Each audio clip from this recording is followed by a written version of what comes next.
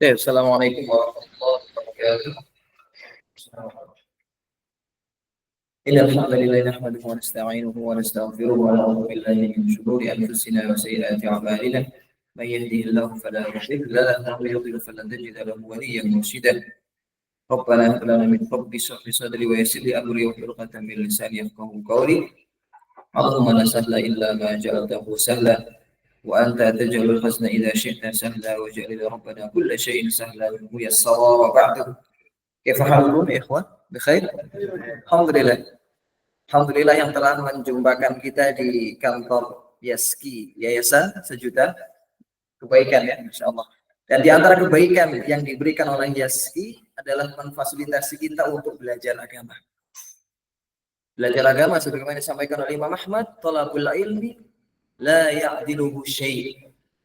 Imam Ahmad bin Hanbal rahimahullah ta'ala menyampaikan talabul ilmi la ya'diluhu syai'un. Apa maknanya? Menuntut ilmu itu tidak bisa ditandingi oleh amalan apapun, kata beliau. Dari segi keutamaannya dan dari segi pahalanya.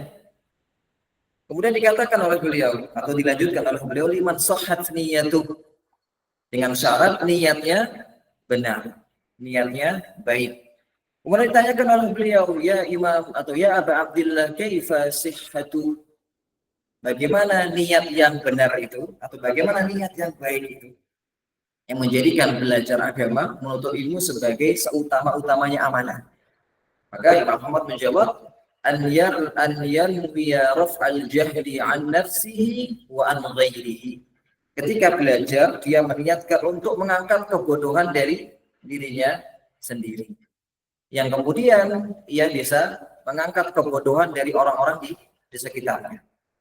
Itu tujuan kita belajar, untuk mengangkat kebodohan dari diri kita, menjadikan kita sebagai seorang yang paham agama, yang mana nanti kalau kita sudah paham bisa memahamkan orang lain. Itu adalah niat yang benar di dalam belajar menurut beliau. Dan semoga setiap apa yang kita dapatkan di dalam daurah ini menjadi pundi-pundi kebaikan dari seluruh jajaran teman-teman di Yayasan Sejuta Kebaikan. Dan ini mungkin daurah pertama ya, Mas Yuda ya, di bab akidah ya, insya Allah. Sebenarnya saya kemarin mengusulkan untuk daurah tentang fikih atau qawaid fikih ya, karena itu merupakan bidang saya ketika di Libya dulu. Tapi belum minta pembahasan akidah, dan jadilah modul yang ada di hadapan teman-teman ini. Insya Allah kita akan bahas selama 2 sesi ke depan. Sebenarnya kitab yang saya jadikan rujukan cukup tebal. Kalau dibahas mungkin bisa 10 sampai 12 pertemuan. Tapi ini saya ringkas, saya ambil pembahasan-pembahasan yang penting. Karena ilmu di dalam syariat ini cukup banyak. Ilmu di dalam syariat ini cukup banyak. Sedangkan umur kita pendek.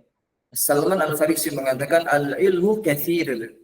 Al-ilmu katsir. Ini perkataan Salman Al-Farisi. Al-ilmu katsir. Ilmu itu banyak.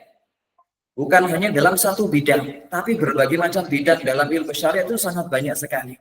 Sedangkan wal umru qasir, tapi umur kita pendek. Umur kita pendek. Umurnya Nabi sallallahu alaihi wasallam sebagaimana disebutkan oleh beliau, itu hanya ma baina sittin wa sab'in, antara 60 sampai 70.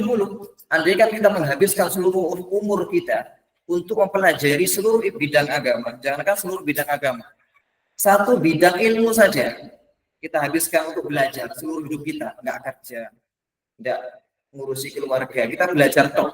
Niscaya kita meninggal, ilmu yang kita pelajari belum habis.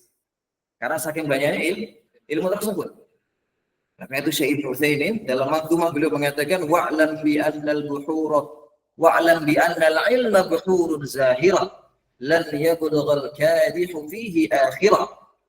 Beliau menyampaikan wa'lam, ketahuilah, bi annal ilma, bahwasanya ilmu buhurun zahira, itu seperti lautan yang luas sekali. Lan yablughal kadihu fihi akhirah, yang mana seseorang ketika berusaha untuk mengambil seluruh ilmu itu niscaya tidak akan mampu, karena ilmu itu banyak. Oleh karena itu kita harus punya skala prioritas di dalam belajar. Kita harus punya skala prioritas. Kita dahulukan yang penting-penting dulu, yang urgen di dalam kehidupan kita sehari-hari, terutama dua ilmu. Terutama dua ilmu. Sebagaimana disebutkan oleh Ibnu Ruslan di dalam manzumah beliau, ini termasuk ilmu yang fardu ain ya. Jadi ilmu yang fardu ain itu dua, ilmu akidah dan ilmu tentang fikih. Ini sebagaimana yang Nabi sampaikan, thalabul ilmi fardhatun 'ala kulli muslim. Ini hadis yang kita hafal bersama. Belajar agama itu atau thalabul ilmi itu fardu, wajib bagi setiap muslim. Tapi pertanyaannya, apakah segala ilmu wajib dipelajari? Tentunya tidak. Karena banyak sekali. Oleh karena itu kita harus tahu mana ilmu yang sifatnya fardu ain, mana yang fardu kifayah. Fardu ain itu apa? Setiap muslim tidak boleh jahil terhadapnya. Setiap muslim harus tahu. La yasaul muslim jahluhu. Tidak boleh dia jahil terhadap perkara itu. Itu disebut dengan perkara atau ilmu yang fardu ain. Tapi di sana ada ilmu yang sifatnya fardu kifayah. Boleh dipelajari nanti. Bahkan kalau kita meninggal tidak melajari ilmu itu tidak masalah. Itu ilmu fardu kifayah. Nah, yang fardu ain ini sebagian disampaikan oleh Ibnu Ruslan. Pernah mendengar nama ini? Ulama apa? Syafi'iyah. Beliau punya manzumah namanya Zubaid.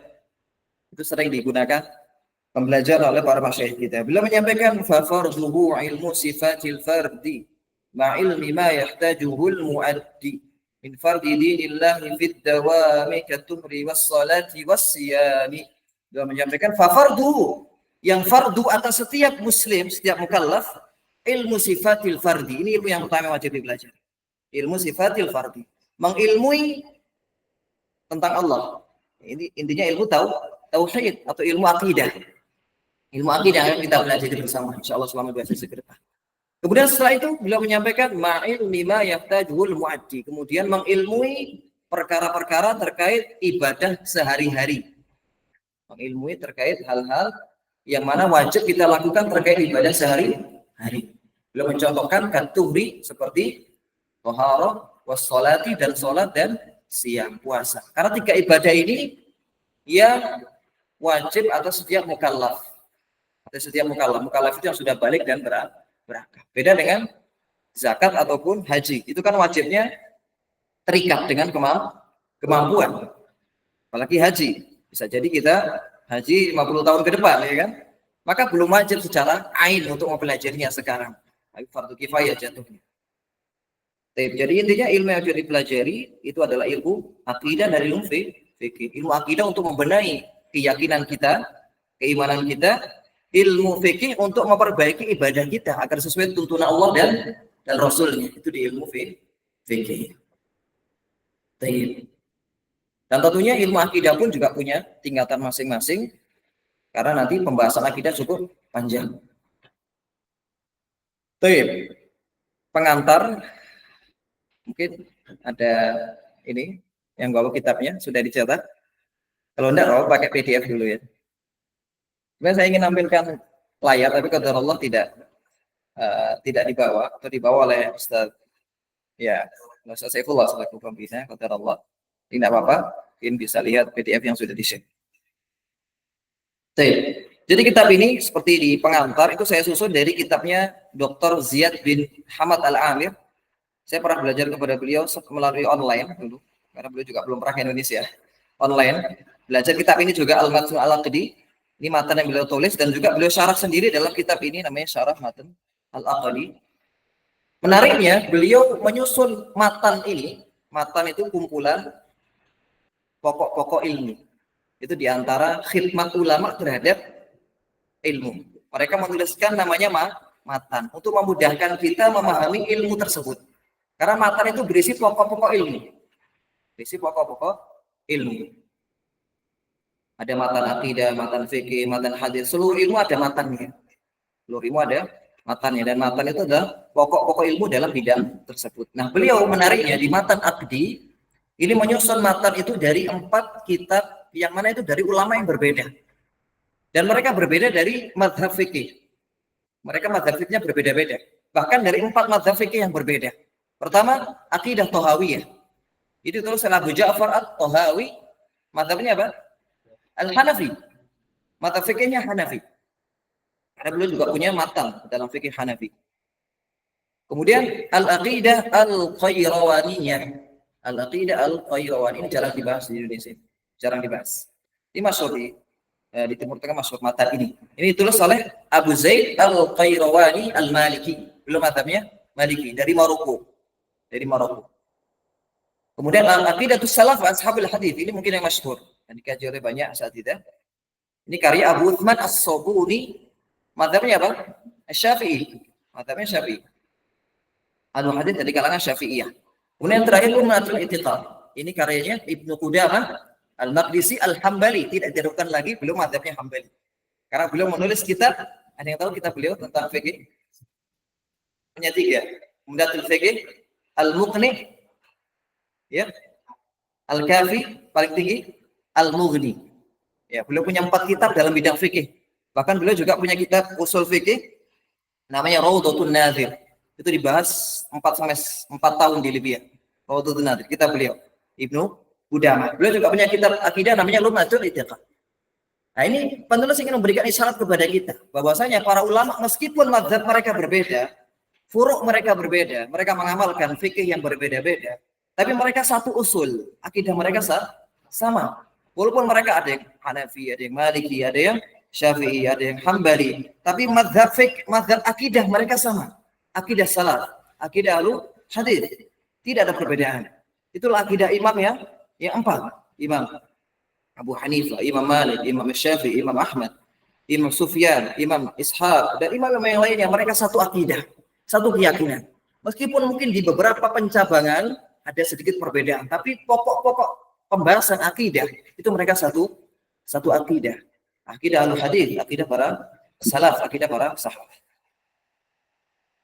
Baik, pembahasan ilmu akidah ini cukup luas, tapi secara global, teman-teman sekalian, azakumullah, itu hanya ada 4 pembahasan akidah.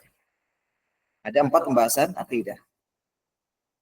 Yang pertama terkait pengantar ilmu akidah. Di pengantar itu kita akan mempelajari terkait apa itu akidah, sumbernya dari mana, kemudian apa hukum pelajari ilmu akidah, makna ahlus sunnah, kemudian nama-nama ahlus sunnah, begitu pula dengan ciri khas ahlus sunnah dan semisalnya. Kemudian pembahasan berikutnya itu pembahasan inti dalam ilmu akidah. Pembahasan inti tadi sekedar pengantar untuk mengetahui apa itu akidah, dari mana sumbernya, apa itu ahlus sunnah, apa makna ahlus sunnah, apa ciri khasnya, dan bagaimana manhaj ahlus sunnah, itu di pengantar. Rukun-rukun iman, ini pembahasan intinya. Pembahasan intinya, karena terkait dengan keimanan seseorang. Kita belajar di sana tentang apa makna iman, kaidah-kaidah dalam bab iman kepada Allah, kemudian juga mencakup pembahasan tauhid dan syirik. Itu adalah intisari dari pembahasan rukun iman tentang tauhid dan kesyirikan.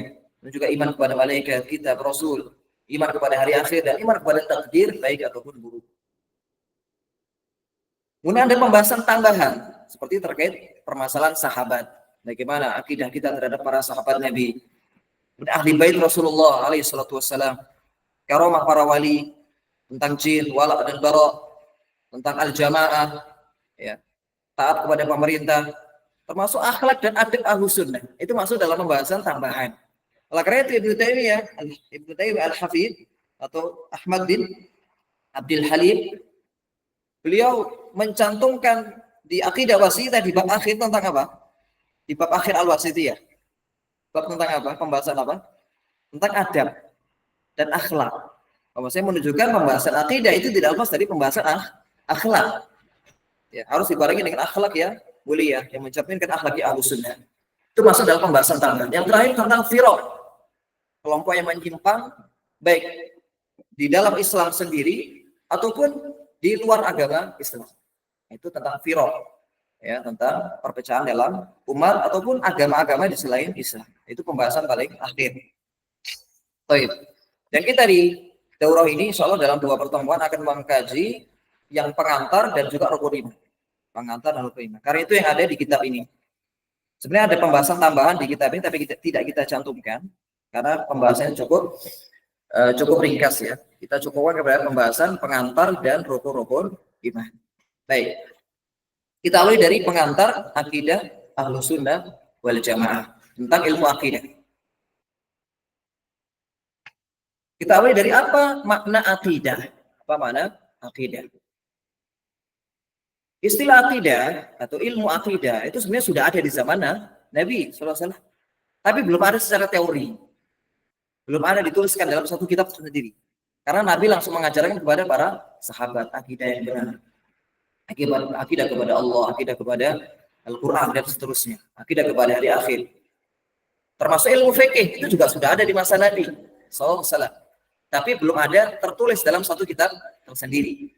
Baru para ulama setelahnya berkhidmat terhadap ilmu-ilmu syariat menuliskan ilmu tentang akidah. Apa makna akidah? Secara bahasa atau etimologi, akidah itu maknanya atau berasal dari wazan fa'ilah. Berasal dari fi'il aqoda. Aqoda yang artinya mengikat. Aqoda itu mengikat. Oleh itu ada istilah apa? Abdul bayi. Abdul nikah. Yang mana mengikat antara dua pihak dalam satu akad, yakni pernikahan. Di akad itu secara bahasa artinya sesuatu yang mengikat. Aqoda itu ikatan. Uqdah itu juga ikatan. Nah, adapun akidah di sini itu dari wazan fa'ilah. Akidah fa'ilah. Yang mana secara arti artinya maf'ulah atau mahkudah, sesuatu yang diikat. Akidah itu sesuatu yang diikat secara bahasa. Kemudian digunakan oleh para ulama setelahnya akidah itu secara luas bermakna sesuatu yang diyakini. Akidah itu sesuatu yang diyakini, yang diikat dalam hati. Sesuatu yang diikat dalam hati. Baik itu sesuatu yang benar atau sesuatu yang salah. Ya. Jadi akidah itu sebenarnya makna secara umum itu mencakup akidah yang rusak ataupun akidah yang benar. Kalau yang diyakini sesuatu yang benar berarti akidah sahihah, akidah yang benar. Tapi kalau diyakini akidah yang keliru, maka disebut akidah yang rusak, akidah fasidah. Tapi kalau disebutkan secara mutlak akidah begitu ya, ilmu akidah, memperbaiki akidah misalkan. Maka akidah yang dimaksud adalah yang disebutkan oleh penulis dalam modul tersebut. Yakni apa di situ? Coba Mas Ilyas dibacakan. Ma yarbituhu atau ma yashuddu. Arabnya ma yashuddu wa yarbitul insan qalbahu alaihi min usul al-iman wa ma yalhaqu biha. Masyaallah. Jadi akidah kalau dimutlakkan istilah akidah maknanya adalah apapun atau sesuatu yang seseorang itu mengikat hati terhadapnya. Dari pokok-pokok keimanan dan perkara-perkara yang terkait dengannya. Jadi kalau kita ibaratkan keimanan itu sebagai sebuah, misalkan ini rukun iman, kita ibaratkan ini rukun iman. Ya, maka ketika seseorang mengikatnya di dalam hati seperti ini, diikat dalam hati, jadi disebut akidah. Apa yang kita ikat di dalam hati dari perkara rukun iman dan apa-apa yang terkait dengannya itu disebut dengan akidah. Jadi ketika disebutkan istilah akidah maka maknanya adalah akidah yang benar, akidah sahihah maksudnya. Adapun ilmu akidah ya berarti ilmu yang membahas tentang rukun-rukun keimanan. Jadi ilmu akidah fokus utamanya adalah membahas rukun-rukun keimanan dan perkara-perkara yang terkait dengannya. Ya, seperti keimanan kepada sahabat, kemudian wala dan baro, tentang makna jamaah, taat kepada pemerintah dan semisalnya, itu adalah bab-bab yang mengikuti pembahasan rukun iman. Kemudian nama-nama ilmu akidah. Para ulama di masa ke masa itu memiliki istilah khusus untuk ilmu ini. Yang pertama adalah at-tauhid. At-tauhid. Ya, ini nama pertama. Kenapa dinamakan ilmu tauhid? Karena pembahasan paling utama dalam ilmu ini adalah tentang tauhid, pengesaan kepada Allah Azza wa Jalla. Seseorang membahas tentang rukun iman kepada malaikat, rukun iman kepada kitab, rukun iman kepada hari akhir. Tujuannya agar bisa apa? Mentauhidkan Allah. Itu tujuan utamanya. Dan ini sudah ada sebelum Syekh Muhammad bin Abdul Wahab menulis kitab Tauhid, itu sudah dari dulu. Ada namanya kitab Tauhid. Seperti siapa? Imam Al-Bukhari. Beliau punya kitab Tauhid dalam Sahih beliau. Dijudul kitab Tauhid. Tapi bukan hanya tauhid yang dibahas. Yang dibahas tentang keimanan. Keimanan dibahas. Tapi kenapa dinamakan tauhid? Karena itu adalah pembahasan paling utama, paling mulia dalam ilmu itu. Kemudian juga ada Ibnu Mandah atau Ibnu Khuzaimah. Ibnu Khuzaimah. Ini ahli hadis punya kitab judulnya Kitab At-Tauhid. Beliau wafat tahun 256 Hijriah. Ya, abad ketiga. Ilmu ini juga disebut dengan al-iman. Karena keimanan ataupun rukun iman adalah pembahasan paling utama dari ilmu ini. Nah, di antara ulama yang menuliskan kitab dengan judul Al-Iman itu ada Ibnu Abi Syaibah. Al-Iman karangan Ibnu Abi Syaibah wafat 325 Hijriah. Kemudian ada Al-Iman karangan Ibnu Mandah. Ada lagi? Kalau di zaman ini ada yang pernah dengar nama judul Kitabul Iman begitu? Ya. Syekh Muhammad punya. Syekh Muhammad Abdullah punya kitab judulnya Al-Iman. Mungkin jarang dibahas ya. Lebih sering dibahas kitab At-Tauhid. Beliau punya kitab juga namanya Al-Iman. Kitabul Iman karangan beliau. Tapi yang pertama kali menulis Ibnu Abi Syaibah dengan judul Al-Kitabul Iman. Kemudian As-Sunnah dengan nama As-Sunnah. Karena As-Sunnah ya adalah akidah yang dipegang oleh Sabi dan para sahabat ya. Dinamakan As-Sunnah, ilmu ini dinamakan As-Sunnah karena di antara makna sunnah adalah apa yang dipegang oleh para sahabat, oleh Nabi dan para sahabat. Dan akidah yang kita pelajari ini adalah akidah yang dulu dipegang oleh para sahabat, oleh Nabi dan para sahabat. Sehingga ilmu ini disebut juga dengan As-Sunnah. Iya, disebut dengan As-Sunnah. Jadi As-Sunnah kalau dalam pembahasan akidah itu ya ilmu akidah itu sendiri. Beda dengan dalam ilmu hadis. As-Sunnah maknanya apa? Ma udhifa ila nabi min qaulin aw fi'lin aw taqririn aw wasfin khuluqin ya aw wasfin aw khuluqin. Itu kalau dalam ilmu hadis. Kalau dalam ilmu usul fikih wasfinnya dihilangkan. Jadi hanya sampai takrir. Kalau dalam ilmu usul fikih atau dalam ilmu usul fikih apa yang dinisbatkan kepada Nabi dari perkataan beliau sallallahu alaihi wasallam, perbuatan dan juga pengukuhan beliau. Tapi wasfinnya enggak. Wasfin itu hanya dalam pembahasan hadis. Karena apa yang beliau, sifat-sifat beliau itu tidak menghasilkan hukum syar'i. Perawakan beliau apakah menjadi hukum syar'i? Wajib, sunnah? Tidak. Baik, kalau dalam ilmu akidah, sunnah itu ya akidah itu sendiri. Apa yang dipegang erat oleh para nabi, oleh sahabat dan juga nabi dan para sahabat. Ridwanullah alaihim. Di antara ulama yang menuliskan kitab akidah dengan judul As-Sunnah, siapa? Yang masyhur Imam Ahmad. Kitab beliau judulnya kitab Usul As-Sunnah, Usul Sunnah, karangan Imam Ahmad. Kemudian Syarh Sunnah, karangan Imam Al-Muzani, Syarh Sunnah. Ada juga Sharih Sunnah, karangan Imam At-Tabari. Siapa Imam At-Tabari? Ini masyhur di bidang apa Imam At-Tabari? Tafsir ya, punya kitab judulnya itu kita yang menamai. Beliau kitab itu judulnya bukan itu sebenarnya. Bukan Tafsir At-Tabari, tapi judulnya panjang ya. Ala kulli hal beliau adalah imam ahli tafsir dan juga ahli fikih. Beliau punya kitab akidah judulnya Sharih Sunnah. Sharih Sunnah. Dan banyak lagi para ulama menuliskan kitab dengan judul As-Sunnah. Misalkan juga Syarh Sunnah karangan Imam Al-Barbahari. Pernah dengar ya? Syarh Sunnah Al-Barbahari.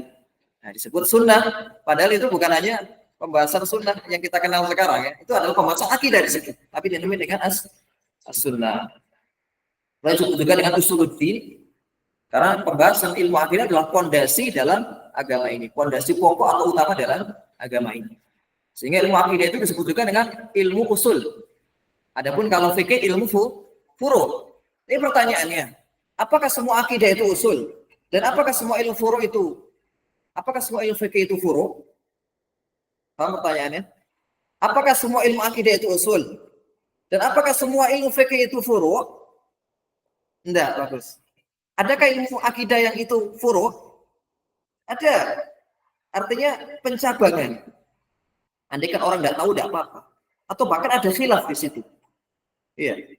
Jadi kita kenal selama ini khilafnya itu hanya di ilmu fikih ya. Di ilmu akidah pun ada. Ini khilafnya di kalangan ahlu sunnah ya.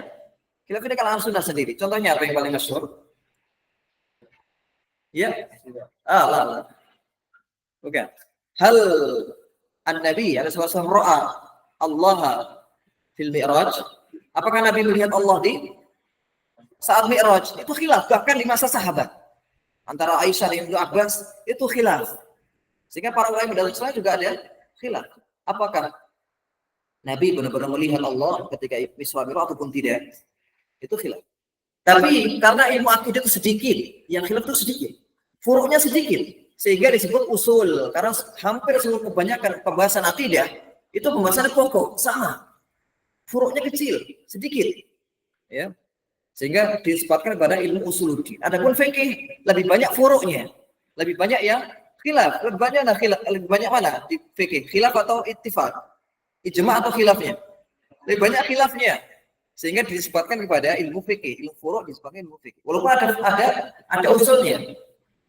Seperti wajibnya sholat, haramnya zina. Itu kan perkara usul. Ya tidak boleh ada khilaf. Nah, demikian. Tapi kenapa kok ilmu fikih disebut ilmu furuk? Karena kebanyakan pembahasan fikih itu ada khilaf di sana. Dan khilaf yang sifatnya ijtihadi. Maka diberi udzur ketika keliru. Sehingga disebut ilmu furuk. Sehingga pembagian usul furuk itu bukan pembagian yang diingkari. Dan para ulama juga mengakui pembagian itu. Dan di antara yang menuliskan kitab dengan judul Usuluddin di antaranya adalah Syarhu wal Ibanah an usul sunnah wad diyanah. Ada kita Usulud Diyanah. Itu karena Ibnu Battah Al-Uqburi. Ini ulama mazhab Hambali. Abad ke-4. Kemudian juga ada ya, ini saya tulis satu kitab saja. Tapi mungkin jarang dibahas kitab ini. Kitab ini cukup tebal. Ini di antara nama-nama ilmu akidah. Di antara nama-nama yang mungkin tidak tepat dinisbatkan kepada ilmu akidah. Contohnya apa misalkan? Ilmu kalam. Pernah dengar ya? Ini penamaan yang keliru dan baru ada di abad mungkin ke-5 ke-6 setelah zamannya para salaf. Ya, dan ini nama yang diingkari. Kemudian juga menamakan akidah dengan filsafat. Itu juga keliru. Jadi yang masyhur adalah 4 penamaan ini. Kemudian terkait ilmu akidah, urgensinya, apa keutamaan kita belajar ilmu akidah? Pertama, akidah yang benar, itulah tujuan diciptakan manusia. Sebagaimana firman Allah SWT, "Wa ma khalaqtul jinna wal insa illa liya'budun." Makna dari liya'budun itu adalah liwahyidu. Aku tidak menciptakan jin dan manusia kecuali agar mereka beribadah kepadaku. Nah, makna ibadah di sini adalah kita mentauhidkan Allah. Sebagaimana kata Ibnu Abbas, setiap kalimat ibadah di dalam Al-Quran itu maknanya adalah kita mentauhidkan Allah. Dan tauhid adalah pokok ataupun intisari dari pembahasan akidah. Jadi kita mempelajari akidah sama seperti kita mempelajari untuk apa kita diciptakan. Apa yang harus kita yakini dan apa yang harus kita pegang. Kemudian akidah adalah pokok dari dakwah seluruh Rasul. Sebagaimana yang Allah sampaikan di dalam surah Al-Anbiya, "Wa ma arsalna min qablika min rasulin illa nuhi ilaihi annahu la ilaha illa ana fa'budun." Nah, sini Allah menyampaikan, tidaklah aku mengutus sebelum kau dari Rasul kecuali aku wahyukan kepada para Rasul. Nah, ini dakwahnya ini. Ani'budullah atau annahu la ilaha illallah ana fa'budu. Dakwahnya adalah untuk mentauhidkan Allah. Inti dakwah seluruh nabi dan rasul adalah agar umatnya mentauhidkan Allah. Jadi akidah adalah pokok dakwah dari seluruh rasul. Oleh karena itu Nabi SAW di masa Makkiyah itu tidak banyak ngajari furu', tidak banyak ngajari terkait syariat halal haram. Fokus beliau 13 tahun di Makkah adalah terkait tauhid. Oleh karena itu surat Makkiyah ciri khasnya adalah fokus kepada pembenahan akidah. Terutama 2 keimanan. Iman kepada Allah, iman kepada hari akhir. Oleh karena itu surat Makkiyah itu banyak menjelaskan tentang hari akhir. Karena banyak diingkari oleh kufar Quraisy ketika itu. Kemudian syarat diterimanya amal. Syarat diterimanya amalan. Karena amal seseorang itu diterima bila terpenuhi 2 syarat. Ini masyhur sekali di kalangan para pembelajar. Yang pertama adalah ikhlasun niyah. Amal itu diterima pertama kalau ikhlas. Dia mentauhidkan Allah di dalam amalannya. Itu pembahasannya di akidah. Syarat kedua, amalnya sesuai dengan petunjuk Nabi Sallallahu Alaihi Wasallam. Nah, itu pembahasannya di ilmu fikih. Bagaimana beribadah yang benar, bagaimana bermuamalah yang benar. Itu pembahasannya di ilmu fikih. Adapun ilmu akidah itu mencakup pada syarat yang pertama, ikhlasul niyah. Kemudian buahnya mendapatkan kebahagiaan dunia dan akhirat. Sebaliknya, rusaknya akidah adalah sebab kesengsaraan. Karena hati seseorang ketika tidak disertai dengan keimanan, betapapun kenikmatan dunia yang dia dapatkan, itu pasti ada sesuatu yang hampa dalam hatinya. Dan itu tidak bisa diisi kecuali dengan keimanan kepada Allah. Kecuali dengan keimanan kepada Allah. Oleh karena itu Ibnu Taimiyah ketika di penjara, beliau menyampaikan sebuah kalimat yang indah. Bahwasanya inna fid dunya jannatun. Sungguh di dunia itu ada surga. Man lam yadzuqha lam yadzuq jannatal akhirah. Ibnu Taimiyah itu bertahun-tahun di penjara ya. Karena difitnah dan juga ya banyak ujian beliau. Di antara kalimat indah beliau dan juga ini dinukil oleh murid beliau Ibnu Qayyim, murid setia beliau, Ibnu Qayyim al-Jauziyah. Bahwasanya di dunia ini ada surga. Barang siapa yang tidak merasakan surga dunia, maka di akhirat dia tidak akan bisa merasakannya. Dan para ulama menjelaskan bahwasanya jannatud dunya yang maksud beliau adalah keimanan. Ketenangan hidup dengan keimanan. Yang mana itu dia bisa didapat kalau orang tidak belajar. Kalau dia tidak belajar tentang keimanan, tentang akidah yang benar, ya maka dia tidak akan mendapatkan kenikmatan tersebut. Kemudian terjaganya darah dan harta seseorang. Karena orang yang muslim itu terjaga darahnya. Ya. Fa'idha fa'alu usima atau asamu minhu dima'ahum wa amwalahum. Umirtu an qatilan nasa hatta yashhadu an la ilaha illallah wa anna Muhammadan Rasulullah wa yuqimu shalah wa yu'tu az-zakah. Fa in fa'alu dzalika asamu minni dima'ahum wa amwalahum. Ini sabda Nabi sallallahu alaihi wasallam, aku diperintahkan untuk memerangi manusia sampai mereka bersyahadat, sholat, zakat. Apabila mereka melakukan tiga itu, maka akan terjaga darah dan hartanya. Ini kalau di negeri muslim. Kalau di negeri muslim atau ketika ada peperangan, ketika dia masuk Islam ya terjaga darah dan hartanya. Ya. Baik. Kemudian sebab datangnya pertolongan Allah dan kemenangan di bumi dengan tauhid yang benar. Kemudian mendapatkan keamanan dan keselamatan di dunia dan akhirat. Sebagaimana firman Allah dalam surat Al-An'am ayat 82. Di mana bunyinya? Di mana? Silis. Alladzina amanu wa lam yalbisu imanahum bidhulm ulaika lahumul amnu wa hum muhtadun. Alladzina amanu, orang-orang yang beriman, wa lam yalbisu imanahum, dan tidak mencampur adukkan keimanan mereka dengan al-dzulm. Al-dzulm di situ maknanya adalah kesyirikan. Ulaika lahumul amn, orang ini adalah orang yang mendapatkan keamanan. Wa hum muhtadun, dan orang yang mendapatkan petunjuk. Keamanan di sini adalah keamanan di dunia dengan dijaga darah dan hartanya, dan juga keamanan dari kesedihan dan semisalnya, dan juga di akhirat dia akan mendapatkan keamanan dari siksa dan azabnya Allah Subhanahu wa ta'ala. Juga menyelamatkan seorang di subhat yang merusak agamanya. Karena dengan semakin berkembangnya zaman seperti sekarang, informasi bisa kita dapatkan dengan mudah sekali. Itu banyak subhat-subhat dari orang-orang yang menyimpang. Yang mana kalau tidak dibekali dengan ilmu akidah, maka bisa jadi ada sesuatu yang keliru kita yakini menyebabkan akidah kita rusak. Itu diantara pentingnya mempelajari ilmu akidah. Nah, kemudian apa hukum belajar ilmu akidah? Jadi sudah kita berikan isyarat di depan, bahwasanya ilmu akidah ini ada kalanya fardu ain, ada yang fardu kifayah. Fardu ain itu mempelajari pokok-pokok keimanan, yang mana keimanan seseorang tidak sah kalau tidak pelajarinya. Ini fardu ain, tidak boleh kita jahil terhadapnya. Tapi kalau fardu kifayah, itu boleh dipelajari nanti. Boleh dipelajari nanti, artinya tidak wajib sekarang. Boleh nanti.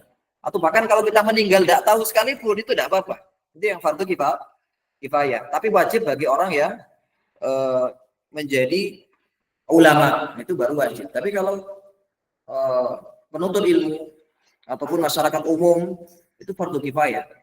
Tapi yang fardu ain ini yang apa? Ya, ini yang pelajari pokok-pokok keimanan yang 6. Iman kepada Allah, sampai iman kepada hari akhir, atau sampai iman kepada takdir. Yang pelajari secara global apa yang wajib kepada Allah. Keimanan kepada Allah itu apa yang wajib diyakini. iman kepada malaikat itu apa yang wajib diyakini. Sampai akhir, sampai iman kepada takdir, apa yang wajib diyakini. Itu yang wajib dipelajari. Nah, para ulama menyebutnya dengan al-iman al-ijmali. Keimanan secara global. Keimanan secara global. Sebagaimana yang Nabi jelaskan kepada malaikat Jibril ketika ditanya mal iman, apa? Maka jawaban beliau apa? Antuk mina billah sampai akhir, sampai iman kepada harian. Sampai iman kepada takdir baik dan buruk. Nah, itu yang wajib dipelajari setiap muslim. Dan itu tidak banyak sebenarnya, tidak banyak. Tapi dengan semakin kita belajar akidah, tentunya akan semakin menyempurnakan keimanan kita.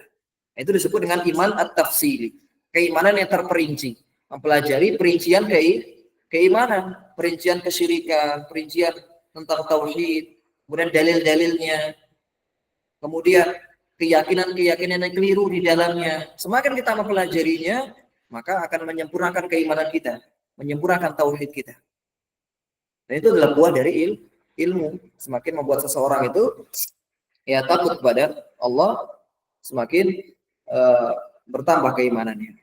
Nah, ini hukum pelajari ilmu akidah. Jadi kalau ditanya apa hukum pelajari ilmu akidah, ya ada kalanya fardu ain, ada yang fardu kifayah.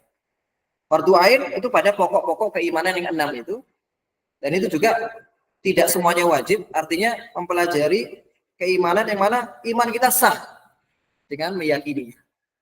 Tapi kalau perinciannya, seperti seseorang mengetahui atau menghafal sifat-sifat Allah, nama-nama Allah, kemudian mempelajari kaidah-kaidah terkaitnya, ini masuk dalam kategori yang sifatnya fardu kifayah. Termasuk mempelajari perincian tentang kelompok-kelompok menyimpang dalam pembahasan akidah, itu fardu kifayah. Termasuk pendalilannya juga. Tidak wajib setiap muslim ini mempelajari dalil setiap permasalahan yang dia pelajari atau yang dia yakini. Tapi dengan mempelajari dalil itu membuat dia semakin yakin tentunya. Coba kalau saya tanya misalkan, apakah Allah itu sang pencipta? Yakin enggak Allah itu menciptakan? Yakin kan? Harus yakin. Tapi kalau ditanya apa dalilnya? Setiap muslim tahu enggak? Belum tentu tahu apa dalil Allah menciptakan alam semesta ini. Enggak tahu. Apakah dia berdosa karena tidak tahu dalil Allah menciptakan dunia dan seisinya? Berdosa enggak? Tidak. Karena itu masuk dalam iman tafsiri, perincian. Termasuk kalau dia tidak tahu apakah kelompok ini menyimpang misalkan. Tidak masalah, itu tidak tahu. Termasuk dalil tadi ya. Karena tidak setiap muslim tahu dalilnya. Yang penting dia meyakini dengan sepenuh hati bahwa Allah itu sang pencipta, Allah yang wajib diibadahi. Allah memiliki nama dan sifat yang indah, sifat yang sempurna. Andai kan dia tidak tahu dalilnya, itu tidak masalah. Ya, demikian. Kemudian agama para nabi dan rasul ini masih pengantar ya. Agama para nabi dan rasul, pokok syariatnya itu sama. Ya, ini tentang tauhid. Seluruhnya mendakwahkan tauhid. Adapun perincian syariatnya itu beda-beda. Terkait bagaimana tata cara peribadahannya, kemudian tata cara muamalahnya, pernikahannya, itu beda-beda tiap kaum. Para nabi dan rasul itu juga diajarkan sholat atau mereka sholat. Syarat atau sholat dan zakat itu adalah syariat umat-umat terdahulu. Tapi tata caranya beda. Tapi para nabi dan rasul itu sepakat dalam satu permasalahan. Ini apa? Masalah usul, masalah keimanan dan juga tauhid. Ini berdasarkan sabda Nabi alaihissalam, al-anbiya ikhwatun li'allat ummatuhum syatta wa dinuhum wahid. Para nabi itu ibarat saudara seibu. Saudara seibu. Artinya apa? Ayahnya satu. Ayahnya satu. Jadi kalau diibaratkan, ayah itu seperti agama yang satu tadi. Jadi mereka itu dari satu ayah. Artinya apa? Agama mereka sama. Agama mereka sama, agama Islam. Agama Islam. Karena makna Islam secara umum adalah agama yang dibawa oleh seluruh nabi dan rasul. Adapun makna Islam secara khusus adalah Islam yang dibawa oleh Nabi Muhammad SAW. Jadi kalau ditanya apa agama para nabi, ya muslim. Mereka muslim. Nabi Adam muslim, Nabi Ibrahim muslim, Nabi Nuh muslim, Nabi Isa muslim, Nabi Musa muslim. Tapi Islam secara umum. Tapi Islam secara khusus adalah Islam yang dibawa oleh Nabi Shallallahu Alaihi Wasallam. Dan tidak boleh ada Islam lain selain Islam yang dibawa oleh Nabi Shallallahu Alaihi Wasallam. Adapun penyebutan Nasrani, penyebutan Yahudi dan semisal itu penyebutan untuk pengikutnya, untuk kelompoknya. Tapi secara agama mereka sama. Baik. Nah, kemudian masuk pada pembahasan yang cukup penting terkait makna Ahlus Sunnah wal Jamaah. Akidah Ahlus Sunnah wal Jamaah. Kenapa tidak kita katakan akidah Islam saja? Akidah Islam. Iya. Karena ketika terjadi perpecahan di antara kaum muslimin, sebagaimana dikabarkan oleh Nabi, setiap kelompok itu menisbatkan dirinya kepada Ahlus Sunnah atau kepada Islam. Ini akidah Islam itu seperti ini. Ada yang lain mengatakan akidah Islam itu seperti ini. Maka perlu ada nama sebagai pembeda dengan kelompok-kelompok yang lainnya atau dengan sebagian kaum muslimin yang mungkin akidahnya tidak sesuai dengan akidahnya para sahabat atau ada beberapa usul yang menyimpang. Sehingga perlu disebut Ahlus Sunnah wal Jamaah. Ada julukan Ahlus Sunnah wal Jamaah. Nah, sebelum kita bahas apa makna Ahlus Sunnah wal Jamaah, ini ada hadis yang masyhur terkait perpecahan umat. Ini hadis yang sering kita dengar bersama ya. Hadis Abdullah bin Amr. Sebenarnya riwayatnya banyak, redaksinya banyak sekali. Perawinya juga banyak sekali. Ini yang saya nukil dari riwayatnya Abdullah bin Amr bin As. Bahwasanya Bani Israil itu akan terpecah menjadi 72 golongan. Kemudian umat ini akan terpecah menjadi 73 golongan. Seluruhnya di neraka kecuali satu. Kemudian ditanya oleh para sahabat, "Man hiya ya Rasulullah?" Siapa mereka? Maka Nabi menjawab, "Ma'ana alaihi washabi." Apa yang aku berada di atasnya dan para sahabat. Artinya jalannya Nabi dan para sahabat. Itu adalah ajaran yang selamat. Ajaran yang selamat, yang dijamin selamat oleh beliau. Yang mana kemudian disebut dengan Ahlus Sunnah wal Jamaah. Baik, dirasah hadis. Riwayat hadis ini diriwayatkan oleh banyak ulama. Di antara yang mensahihkannya itu adalah Ibnu Taimiyah, Syafi'i, masuk Syekh Al-Albani dan banyak ulama kontemporer mensahihkan hadis ini. Walaupun ada sebagian juga menganggapnya lemah. Jadi ada khilaf memang terkait derajat hadis ini. Ada yang mengatakan dhaif, ada yang mengatakan sahih. Tapi pendapat yang lebih kuat adalah hadis ini sahih. Hadis ini sabit dari Nabi karena redaksinya banyak sekali. Redaksinya banyak. Di antara yang mensahihkannya tadi sudah kita sebutkan. Bahkan Imam As-Suyuti dari kalangan ulama Syafi'iyah, al-hadis dari Syafi'iyah menganggapnya sebagai hadis mutawatir. Tapi mutawatir secara makna. Kita akan coba mempelajari beberapa masalah penting dalam hadis ini yang saya sebutkan di modul terkait makna ummati. Umat ini akan terpecah menjadi 73 golongan. Kalimat ummati menunjukkan bahwasanya yang berpecah itu adalah kaum muslimin sendiri. Kaum muslimin. Dan mereka tidak keluar dari lingkaran Islam. Tidak keluar dari lingkaran Islam. Mereka tidak kita sebut sebagai orang kafir, tidak. Mereka masih masih muslim berarti. Masih muslim. Karena Nabi menyebutkan ummati. Ummati di sini maknanya ummatul ijabah, bukan ummatul dakwah. Karena umat itu ada dua. Ada ummatul dakwah, itu umum seluruh manusia, itu ummatul dakwah. Ada ummatul ijabah, itu yang bersyahadat, mengakui Allah sebagai Rabb, sebagai sesembahan, dan Rasul sebagai Muhammad sebagai Rasulullah. Muslim intinya. Mereka muslim. Kemudian makna kullum finnar itu bukan berarti mereka akan kekal di neraka. Bukan pula dipastikan mereka pasti masuk neraka, bukan juga seperti itu. Jadi bukan berarti kullum finnar mereka pasti masuk neraka, bukan. Tapi mereka diancam mutawa'ad billah. Mereka diancam dengan neraka. Tapi bisa jadi mereka punya kebaikan yang banyak. Bisa jadi mereka punya kebaikan yang mana Allah mengampuni kesalahan terkait akidah itu atau kesalahan terkait masalah itu dengan kebaikan mereka yang bisa jadi. Kita tidak bisa menjustis mereka pasti masuk neraka atau kelompok ini pasti masuk neraka. Mereka yang menyelisih ini pasti masuk neraka, tidak. Tapi mereka kita anggap terancam. Ya, bisa jadi nanti Allah mengampuninya. Karena kebaikan ataupun karena sebab-sebab yang lainnya. Karena mereka tidak keluar dari lingkaran Islam. Kemudian illa millatan wahidah, ini adalah golongan yang selamat. Golongan yang selamat. Tapi bukan berarti masuk surga, bukan berarti pasti masuk surga juga. bisa jadi mereka masih punya dosa dan maksiat yang menyebabkan mereka ya harus masuk neraka dulu. Nauzubillah. Jadi hadis ini benar. Ketika kita diberikan rezeki untuk belajar akidah yang benar, kita tidak merasa, oh pasti masuk surga. Tapi kita tetap berharap semoga dengan apa yang kita yakini menjadikan kita sebagai ahlu surga. Tapi di sana juga ada sebab-sebab lain yang harus kita datangkan. Baik.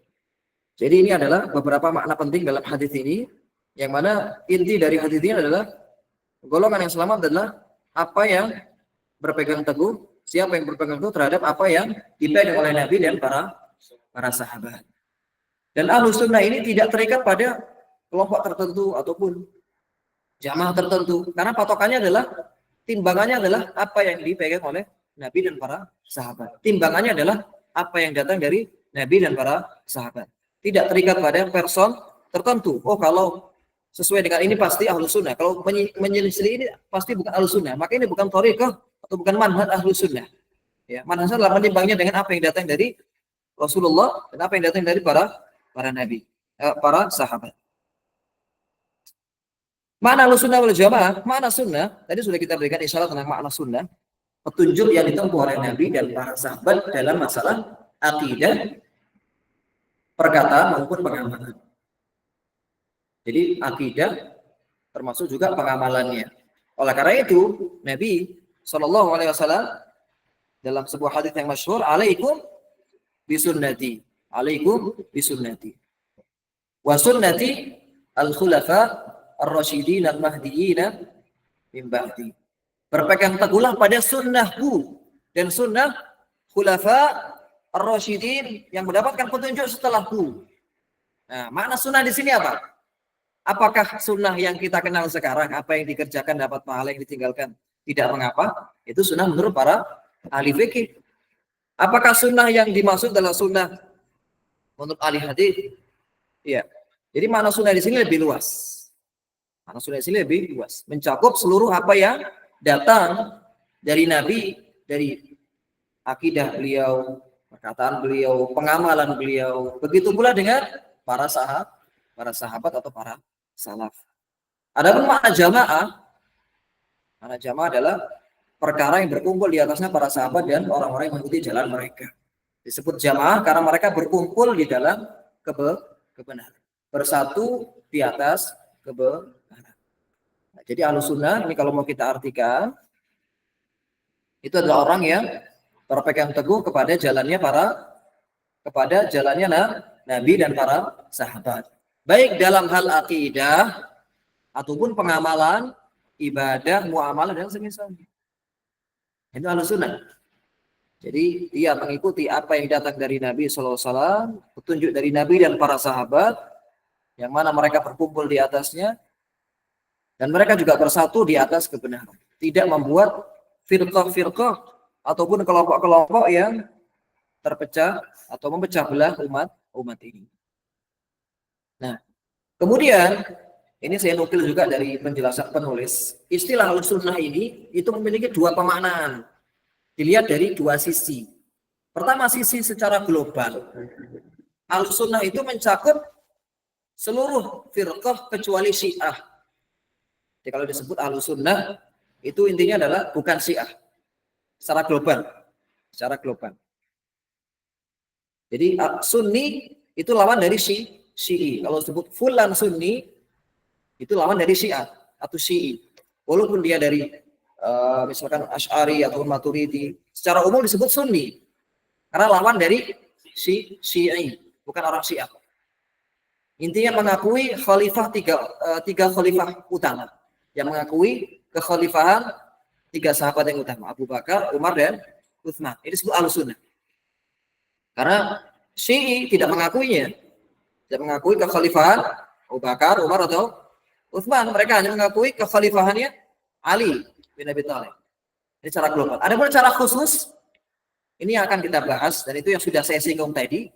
Secara khusus, Ahlus Sunnah adalah mereka yang berpegang teguh kepada ajaran Nabi dan para sahabat, dan tidak mencampur adukannya dengan hal-hal yang baru yang tidak pernah ada di zaman Nabi, atau tidak pernah diajarkan oleh beliau, atau menyimpang dari ajaran beliau. Di Ahlussunnah ini Ahlussunnah yang murni. Ahlussunnah yang murni, yang mana mereka berpegang teguh kepada ajaran Nabi dan para sahabat, baik dalam hal akidah ataupun pengamalan ibadah. Itu Ahlussunnah.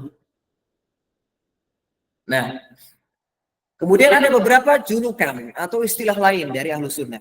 Saya sebutkan di halaman setelahnya. Ada ahlul hadis atau ahlul athar, ahlul hadis atau ahlul athar. Maka itu tadi Imam As-Sabuni itu kitabnya judulnya apa tadi? Aqidatus Salaf wa Ashabu al-Hadis. Akidah salaf dan para ahlul hadis. Kenapa Ahlussunnah juga disebut dengan ahlul hadis? Karena mereka begitu kuat berpegang teguh kepada hadis dan athar yang datang dari Nabi. Tentunya dengan memperhatikan pendalilan ataupun makna-maknanya juga. Tidak hanya berpegang teguh secara tekstual saja tidak, tapi juga kontekstualnya juga. Tekstual dan kontekstual. Jadi ahlu hadis ataupun ahlu athar. Oleh karena itu ada juga kitab judul I'tiqad Ahli Hadis atau I'tiqad A'immatil Hadis. I'tiqad A'immatil Hadis. I'tiqad Ahli Hadis. Maksudnya i'tiqad ahli sunnah maksudnya. Disebut ahli hadis mengapa? Karena mereka berpegang teguh pada hadis dan athar yang datang dari Nabi, tidak menabrakkannya dengan logika, akal ataupun ilmu filsafat dan semisalnya. Tapi mengedepankan hadis Nabi dibanding dengan qiyas ataupun akal. Kemudian salaf disebut dengan salaf. Oleh karena itu disebut juga dengan akidah salaf, akidah salaf. Karena mereka mengikuti jalannya para salaf. Siapa itu salaf? Sahabat, tabi'in, tabi'in dan seluruh yang mengikuti jalan mereka sampai akhir zaman. Itu disebut salaf. Jadi penisbatan kepada salaf itu maknanya seperti ketika kita mengatakan ana salafi atau fulan salafi, maknanya dia mengikuti salaf. Tapi tidak sekedar pengakuan belaka atau label belaka. Label salafi atau label salaf itu harus diikuti dengan pengamalan yang benar dari segi akidah ataupun ibadah dan semisalnya. Baik. Kemudian al-firqah an-najiyah, al-firqah an-najiyah, kelompok yang selamat. Disebut firqah najiyah karena ketika Nabi menjelaskan hadis perpecahan umat tadi menyebutkan hanya satu kelompok saja yang selamat, yaitu ahlu sunnah ataupun apa yang ada di atas jalan beliau. Disebut dengan al-taifah al-mansurah karena golongan ini akan ditolong oleh Allah di dunia maupun di akhirat. Sebagaimana disebutkan oleh Nabi SAW, la tazalu ta'ifatun min ummati mansurin la yadurruhum man khadalahum. Nabi menyampaikan akan ada dari umatku ini di sepanjang zaman akan ada ta'ifah, golongan yang mereka akan selalu tertolong. Akan selalu tertolong akidahnya, amalannya, keyakinannya akan selalu tertolong. Akan Allah selamatkan. Dan mereka tidak akan dibahayakan, tidak akan berbahaya bagi mereka orang-orang yang melawan atau menyelisih mereka sampai datang hari kiamat. Ini Taifah al-Mansurah, golongan yang tertolong. Kemudian ciri khas Ahlussunnah, mereka pertengahan di antara umat ini. Pertengahan ini maksudnya tidak terlalu ifrat atau tidak terlalu tafrid, yaitu masyhur istilah ifrat tafrid. Ifrat itu terlalu meremehkan. Ifrat itu terlalu meremehkan. Adapun tafrid itu terlalu hulu, ekstrim. Jadi tidak ekstrim kiri, tidak ekstrim kanan, pertengahan. Sebagaimana umat Islam itu adalah umat yang pertengahan. Wa kadzalika ja'alnakum ummatan wasata. Allah menjadikan umat ini umat yang pertengahan. Tidak seperti Nasrani, tidak juga seperti Yahudi. Nasrani terlalu mentuhankan Isa, Yahudi terlalu meremehkan Nabi Isa sampai menganggapnya sebagai anak dari zina. Umat Islam pertengahan, menganggap Nabi Isa sebagai nabi dan rasul, manusia biasa, tapi juga tidak mentuhankan Isa. Begitu pula Ahlussunnah di dalam bab-bab akidah ataupun ibadah pertengahan antara meremehkan ataupun hulu ekstrim. Seperti dalam masalah keimanan misalnya. Ini saya berikan satu contoh saja. Dalam masalah keimanan Ahlussunnah ini pertengahan. Tidak seperti Murji'ah yang menganggap bahwasanya maksiat itu enggak ada pengaruhnya kepada keimanan. Walaupun dosa besar, dia tetap sempurna keimanannya. Itu Murji'ah. Bahkan ada kalian sujud kepada selain Allah, ya, itu tuh disebut sebagai mukmin. Ya, karena iman itu dalam hati. Adapun perbuatan itu tidak masuk dalam kategori keimanan menurut Murji'ah. Meremehkan, terlalu meremehkan. Adapun Khawarij selalu berlebihan, ekstrim kanan, bulu. Mereka menganggap bahwasanya maksiat, dosa besar itu bisa menyebabkan orang itu kafir, kekal di neraka. Dan bahkan mereka juga mengatakan orang itu kalau sudah masuk neraka nggak mungkin keluar, nggak ada syafaat, nggak ada syafaat untuk orang menurut Khawarij. Tapi Ahlussunnah tidak. Pelaku dosa besar, mereka tidak keluar dari Islam, tapi mereka juga tidak sempurna keimanannya. Masih ada keimanannya, tapi nggak sempurna. Tapi kalau Murji'ah menganggap sempurna keimanannya. Adapun orang-orang Khawarij menganggap orang ini kekal di neraka nanti, pelaku dosa besar. Tapi Ahlussunnah pertengah. Ini salah satu contoh saja. Kemudian mengikuti petunjuk Nabi secara zahir dan batin. Nah, sumber akidah tentunya bersumber dari 3 sumber utama: Al-Quran, As-Sunnah, dan Ijma'. Sumber utamanya adalah Al-Quran dan As-Sunnah. Ini sumber utamanya. Ya, karena akidah itu adalah perkara gaib, perkara keimanan, yang mana tidak bisa didapat dari ijtihad. Ya, harus didapat dari Al-Quran ataupun As-Sunnah. Begitulah dengan pemahamannya para sahabat Nabi. Adapun ijma' itu juga bersumber dari Al-Quran dan As-Sunnah. Ijma' itu apa? Kesepakatan para ulama. Ya, itu saya cantumkan masing-masing dalilnya. Nanti teman-teman bisa baca masing-masing dalilnya. Saya mungkin ingin mengupas yang ijma'. Di situ Nabi menyampaikan terkait umat ini tidak mungkin bersatu di atas kesesatan. Berarti ijma' umat ini itu adalah hujjah atau dalil yang bisa dijadikan sebagai pegangan. Walaupun para ulama ada khilaf, ijma' di masa mana yang dijadikan sebagai dalil. Para ulama sepakat bahwasanya ijma' sahabat dan tabi'in itu bisa dijadikan sebagai dalil. Atau ijma' sahabat, ijma' sahabat itu para ulama sepakat bisa dijadikan sebagai dalil. Tapi kalau ijma' yang datang setelahnya itu ada khilaf. Sebagian mengatakan tidak bisa, sebagian mengatakan bisa. Tapi yang sahih, yang rajih adalah bisa. Ijma' di masa manapun itu bisa dijadikan sebagai hujjah. Selama ijma'nya benar penukilannya, tidak asal-asal. Pokoknya ada muktamar suatu kelompok, ijma' ini berarti yang menyalahi ijma'. Itu tidak tepat seperti itu. Pernah dengar ijma' di Ceko atau Cehnya? Pernah dengar? Ada muktamar begitu. Bahwasanya maaf Wahabi itu bukan Ahlussunnah. Iya.